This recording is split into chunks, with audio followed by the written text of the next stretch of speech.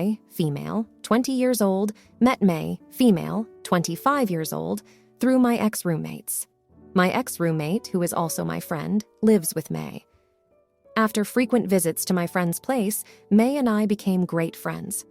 Since we were of the same ethnicity, we bonded even more because we understood different cultural jokes and celebrity drama, etc. I am a film student, so when a film project that my class and I were working on finally came, I was notified that our shoot schedule for the week would be from 7 a.m. until 10 p.m. every day. I already knew deep down that I was going to be exhausted, but I was very excited. I had told all my friends about the schedule and informed them to expect no contact from me, as I would either be filming or sleeping. May didn't seem to understand what I meant and texted me constantly. It was fine at first, but then she started coming over to my house at night, demanding that I speak to her. My roommates told me that this happened. She had apparently come over to my place 4 other times to ask where I was and when I would talk to her. My friend, her roommate, even explained to her that during film weeks, I go MIA because my role demands that I stay focused in leading a big group of people, and that I would be exhausted. My roommates also notified her of that, but she didn't seem to be getting the message. She even texted my roommates to update her on when I come home so she could talk to me. When the film week was finally done, I went to go see her because my roommates were begging me to. During the week, I didn't know any of this was happening until after the film week was over. So when I went over to see what was so urgent, she told me that she hadn't heard from me for a week and wanted to know if it had anything to do with her. When I told her I was just filming and was too busy, she said I can't prioritize only work and leave my friends like that. That's not how a friendship works. So I told her stalking someone isn't being a good friend either. I told her where I would be and how busy I would be. I did not try to neglect her, I was just busy with work. I was there talking to her right now, so what could be the issue? She told me that I don't even know how her week was, so I asked and she told me that it was the usual, and that statement just made me angry because she harassed my roommates and friend over that. So I told her to get the hint that I was busy and that what she did was unwarranted and that it wasn't right. Am I the idiot? She won't talk to me anymore. She kicked me out and has been posting poop about me now. Now, here are the comments.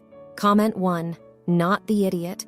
May really needs a reality check considering she's 5 years older than you. I literally go months without talking to my best friends at times because life gets in the way and things happen. She doesn't sound like a very good friend if she can't understand the basic concept that you were working a lot that week and give you that time. Pestering your roommates like they are your secretary or keepers is really uncalled for, and she needed that boundary.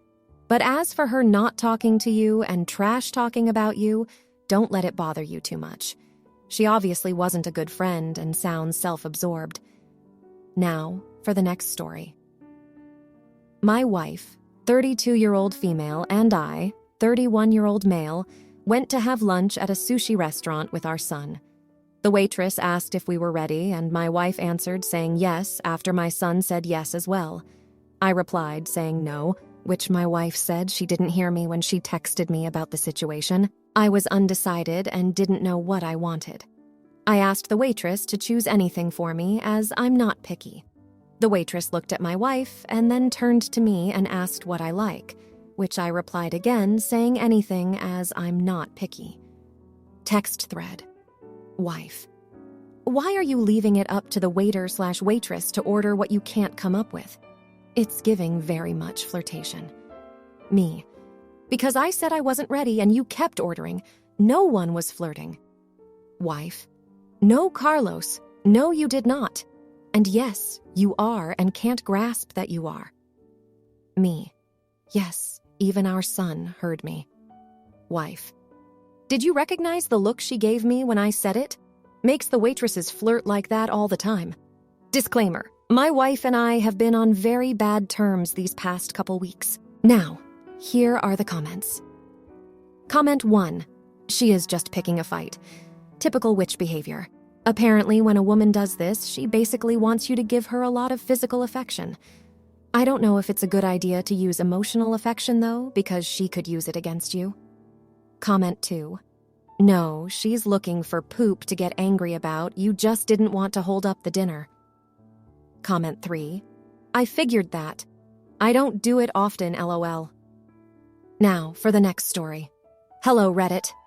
This is my first time posting here, so forgive any mistakes. I am a 24-year-old female, and my boyfriend is 24 years old.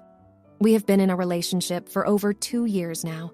We've been through so many hardships and tough times together. Lately, I have been noticing some shady things about my boyfriend. He has been deleting his messages, refusing to sleep in the bed, he would rather sleep inside his car, and constantly lying. I saw a message on his phone where he was flirting and asking a girl to meet up with him and whatnot. When I confronted him about what I saw, he denied it. And when I asked to look through his phone, he had already deleted the messages. He said so many hurtful words that I felt guilty and started questioning myself and doubting what I saw. But it happened again tonight. He sent money to a woman and was asking her to come visit him. I don't know if I should confront him about what I saw or if I should just break up with him, because I'm honestly and genuinely tired. Now, here are the comments. Comment 1. Never stay with a cheater for your own sake. Not the idiot. Comment 2. Break it off. Not the idiot. Now, for the next story. I'm a great aunt to a bunch of wonderful kids. I'm super close to one. I'll call her Lou. We have spent so much seriously fun times together. We even road tripped for 5 days to go see My Chemical Romance last year. Lou is 16 years old. I'm 57. She has her first boyfriend. They've just marked 2 years together. For months now, I've asked her to come hang out, and she takes days to answer me. If she answers me, it's, I'm busy. Okay. I get that she has a whole life and boyfriend, and I remember being that age. Clearly. I try to keep it in mind. But I have to drag an answer out of her so much it makes me crazy. I tell her, just tell me. Don't leave me hanging. It's not cool, just tell me. She's worried I'll be mad at her. I'm not mad about it. I'm mad because she just doesn't say anything at all. It's irritating. But I do admit it really hurts my feelings. When I do see her, which has become less often, she jumps on me and never leaves my side when we're together. Then other times, like coming over, she doesn't want to. I don't get it, and I want to know if I'm the AH for feeling hurt. I am very, very sensitive, so not being hurt is very hard for me. But I don't get mad at her like she thinks I will be. Now, here are the comments. Comment 1. Not the idiot 100%, she's just at that age. Give her time and space. Maybe let her know or reassure her that she can come talk to you if she needs to. Comment 2. Not the idiot for feeling hurt. Can't be an idiot for having feelings. Give her some space and let her come to you. Comment 3. I'm trying. I am still hurt though. And I know it's up to me not to be, but I don't know how. Now, for the next story. I am an extremely socially anxious and introverted individual. I am currently working on trying to be a little more outgoing and approachable, but even talking to some classmates about classwork light topics gets me socially drained. Now, before my friends moved out of town for college, we hung out 2 days in a row all day at the mall, hanging out at my house, and overall just getting that social time between us before they had to leave. 2 weeks pass and they're visiting for Labor Day weekend, and they want to hang out at my house specifically. To be honest, I'm still socially drained from those 2 days, and especially with talking to teachers and classmates all week. I have zero interest in them coming over to my personal space, and simply don't have the energy to keep them socially entertained for hours. I just want to finish my homework, and joyfully play some new video games I picked up, and that's it. I declined, and they get all frustrated and sad, saying it will be a while before they come back. Understanding them, I promise I will visit them from time to time between now and the holidays. The city is not far. Still, they think it's kind of an idiot thing to do, but that's just who I am, you know? I appreciate my friends, and I'm really grateful they want to come over, but I'm just that kind of person who declines to be social for a time after a gathering. Any advice? Now, here are the comments. Comment 1. I mean, they know who you are and what issues you struggle with. Sure, to them it feels hurtful, but it isn't a *them* problem. It's not their presence you object to. It's anyone's presence at *all*. I get it. I'm on the spectrum, and while I'm amazing at masking and holding it together at work, I need recovery time afterward. It's so damn draining. How does online contact affect you? As in, would a group movie session be doable? That kind of activity? You get to be in the comfort of your own home without stressing over visitors, it's a set time frame, and they get to feel connected with you as a friend group. Comment 2. Maybe talk with them and let them understand your situation and that sometimes you just need time to yourself. A mature person, good friend, will see this for what it is and not take it personally or get offended. That being said, however, definitely make the effort to go and visit them, as I'm sure they will absolutely love to see you. Also, it's nice to be the host here and there, but sometimes you gotta put your foot down and suggest a different location, hence going up to visit them will kill 2 birds with 1 stone. Now, for the next story.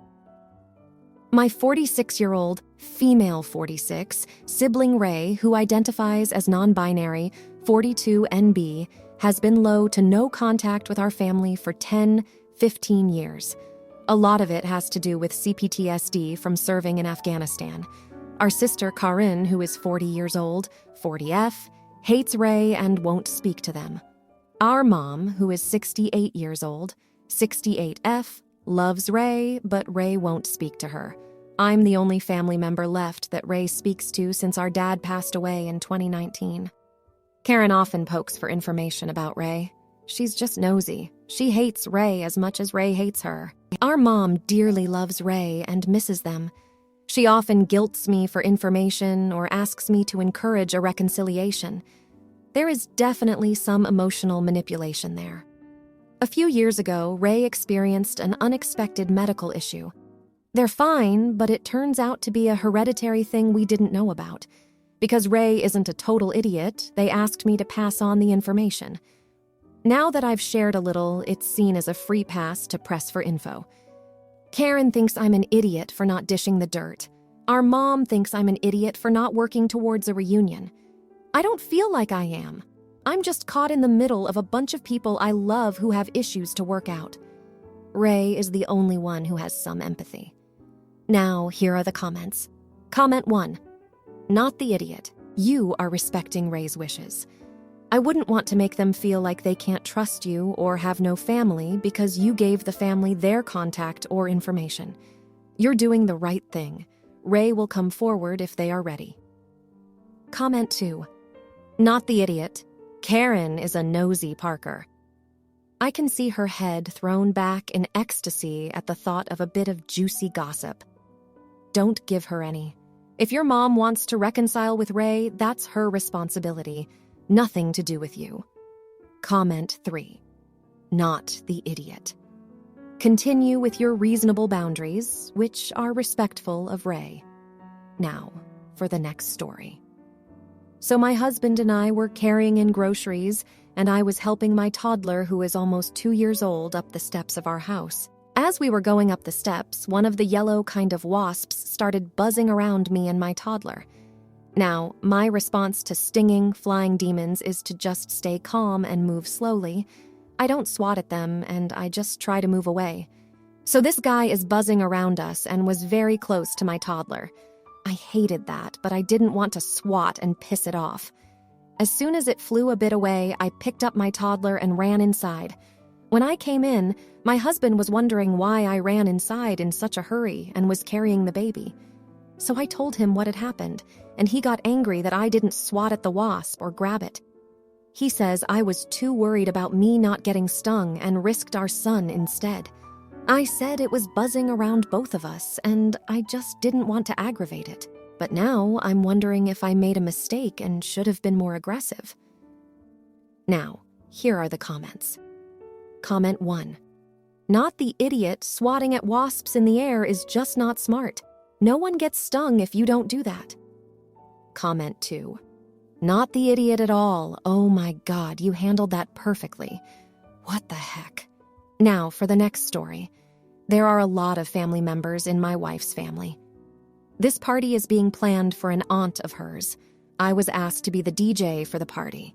I've done DJ work for years. I've been a part of running the sound for an entire 500-seat theater, corporate events, weddings, birthday parties, class reunions, etc.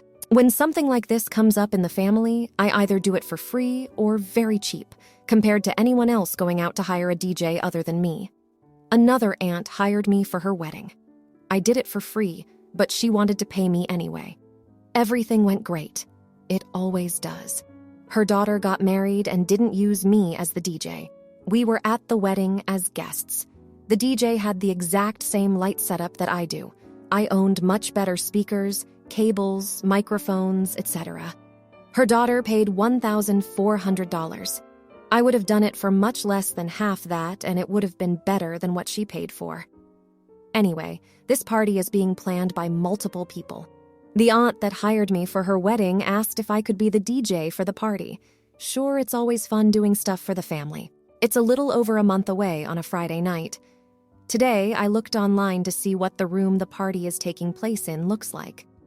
I can find only one picture, and it shows next to nothing other than a view looking out of the room through the front doors, showing the balcony. I asked on Facebook if anyone local has any pictures of the room because I've never been there before, just to plan in my head the layout of what I can do. Not even 10 minutes after I posted that, the aunt that asked me to be there sent a text to say that communication lines were crossed and they had no idea that you were going to play the music, and so went out and hired a DJ and they can't cancel to get their money back. Yes, but you can now sit back and enjoy the party. I know that in past situations where someone is picked over me and I'm just a part of the crowd, I sit there the entire time critiquing what I'd be doing better than what they're doing. Something easy like reading the room and knowing what music to play and when to play it. I put myself through it. It makes me miserable. I already said I'd be there by saying yes to the online invite. After hearing that they hired someone over me, I don't really want anything to do with the party. Definitely not any of the planning or even being in the crowd. As the title says, would I be the A*** hole if, out of nowhere, that day I just wasn't feeling good and didn't go? Or is this just one of those, suck it up buttercup, you'll be fine moments? TLDR. Asked to DJ a family party for free, agreed to it, and then 4 days later was told they hired and paid a DJ and can't cancel them, or could, but would lose their down payment cash. Told I could sit back and enjoy the party, when I know for sure that I won't. Would I be the ** hole for not wanting to be there at all and not showing up? Now, here are the comments. Comment 1. Thanks for your input. It was a WTH is wrong with me moment. If you liked this video, you'll probably like these too. Also, while you're here, please consider subscribing. It's your support that keeps this channel alive and allows me to make better and longer videos. Have a great day.